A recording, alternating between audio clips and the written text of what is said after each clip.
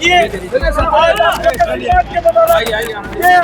आप मेरी आवाज उठाते थे। जरा देखिए दोस्तों, हाथों में है हथकड़ी, आंखों में आंसू और जुबान पर इनकलाब के नारे। जेल से सीधे चुनावी मैदान में, और ये कोई दूसरे पार्टी से नहीं बल्कि वही तेजू भैया के पार्टी के उम्मीदवार हैं। तेज प्रताप यादव की पार्टी के उम्मीदवार कौन है ये क्रांतिकारी, और क्यों 29 केस के बावजूद भी कह रहे हैं हम चुनाव लड़ेंगे, गा रहे हैं, अपना दुख बता रहे हैं और हथकड़ियों के साथ भर दिया अपना चुनावी पर्चा। आपको बताएंगे सब कुछ, लास्ट तक आप बने रहिए। आप देख रहे हैं द राजनीति बिहार का विशेष सेगमेंट। मैं हूं आपके साथ यासू प्रसाद। दोस्तों, ये कोई फिल्मी सीन नहीं है, यह है बिहार के गोपालगंज की असल राजनीति। गोपालगंज कहा जाता है लालू प्रसाद यादव का, ये उनकी जन्मभूमि है, ये उनका क्षेत्र है। और अब वहां से उनके बड़े बेटे, चूंकि तेज प्रताप यादव दोस्तों, उनकी राहें अलग हैं इस चुनाव में और पिछले 2020 के विधानसभा चुनाव में। आज जमीन आसमान का अंतर है, फर्क है। इस बार तेज प्रताप परिवार से, अपने यानी घर और दल दोनों से दूर है किसी वजहों से, यानी विवादों की वजह से वो पार्टी से निष्कासित हुए हैं, घर से भी दूर किए गए हैं। उन्होंने अपना दल बनाया है, अपने नए रास्ते चुन रहे हैं, नई राजनीति अपना रहे हैं, नया समीकरण बना रहे हैं, एक गठबंधन, अपना एक दल भी बनाया है, एक अलायंस भी तैयार कर लिया है। और ये जो तस्वीर आप देख रहे हैं, ये उन्हीं के उम्मीदवार हैं। हाथों में हथकड़ी है, आंखों में आंसू है और दिल में चुनाव जीतने का जुनून है, जज्बा है। नाम धर्मेंद्र कुमार क्रांतिकारी। जेल से सीधे पहुंचे नामांकन केंद्र और भर दिया पर्चा। तेज प्रताप यादव की पार्टी दोस्तों जनशक्ति जनता दल के प्रत्याशी धर्मेंद्र क्रांतिकारी। नाम क्रांतिकारी, शायद तस्वीर भी क्रांतिकारी वाली है। बरौली विधानसभा सीट से ताल ठोक रहे, लेकिन मामला सिर्फ चुनावी नहीं, ये आधिकारिक भी है दोस्तों। बताया जा रहा है जून में जमीन धोखाधड़ी, SC ST सहित कई अन्य संगीन धाराओं के आरोप में गिरफ्तार इन्हें किया गया था दोस्तों। बाद में धर्मेंद्र कुमार क्रांतिकारी पर गुंडा एक्ट भी लागू किया गया। धर्मेंद्र क्रांतिकारी बरौली के माधोपुर गांव के रहने वाले हैं और उनके ऊपर अपने सगे बड़े भाई पर चाकू मारकर गंभीर रूप से घायल करने का भी आरोप है। धर्मेंद्र क्रांतिकारी पर 29 से ज्यादा केस दर्ज है, लेकिन उनका दावा है कि यह सब एक साजिश है। और ये तेजू भैया के पार्टी के प्रत्याशी हैं। तेजू भैया भी अपने अलग अंदाज की वजह से जाने पहचाने जाते हैं, अपने अलग एक तरह से चीज़ों की वजह से वो सुर्खियों में रहते हैं। और ये उनके प्रत्याशी भी ज़रा देखिए, गोपालगंज समाहरणालय के बाहर खड़े हैं, हाथों में हथकड़ी है, नामांकन करके निकले हैं और गा रहे हैं दुख भरा गाना, गा रहे हैं अपना दर्द, बता रहे हैं अपनी पीड़ा, दिखा रहे हैं अपना दर्द। जेल से नामांकन करने आए, गा रहे, फूट फूट कर रोते हुए। ज़रा मैं चाहूँगा आप ये तस्वीर देखिए।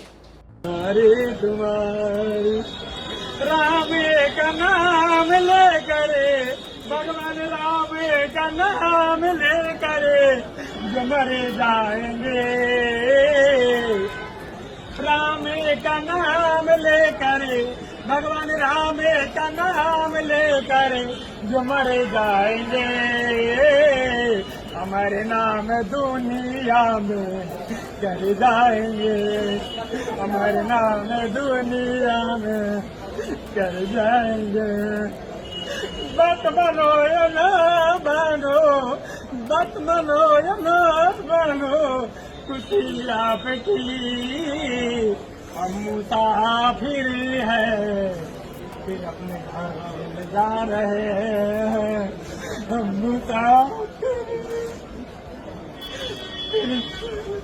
जेलदार, हम जेलदार।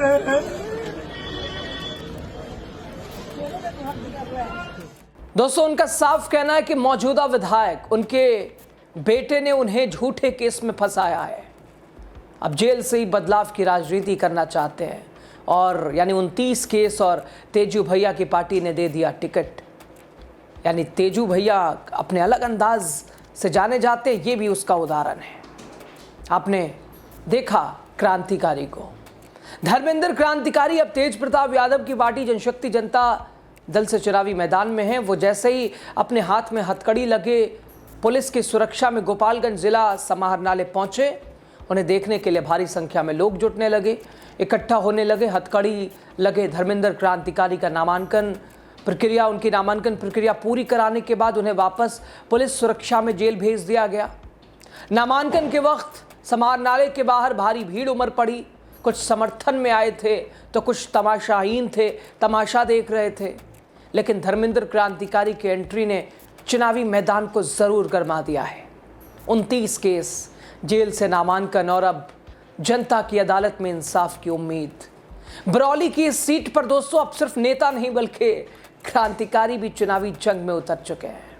तेज प्रताप यादव की ये उम्मीदवार क्रांतिकारी कितने क्रांतिकारी साबित होते हैं। ये जो 29 केस और इस पर झूठे आरोप मौजूदा विधायक उनके बेटे पे तेज प्रताप के ये उम्मीदवार लगा रहे हैं, देखना होगा लोग इसे अपनाते हैं, लोगों की अदालत में उन्हें इंसाफ मिलता है या नहीं। लेकिन इतना तो तय है, तेज प्रताप का दल, तेज प्रताप खुद बिहार की राजनीति बिल्कुल विपरीत अलग तरह से करने के लिए जाने पहचाने जाते हैं। और ऐसे ही लोगों को तेजू भैया ने उठाया है, पकड़ा है, चुनावी मैदान में उतारा है। अब आप क्रांतिकारी को ही देखिए। देखिए आप मेरी आवाज उठाते थे और ये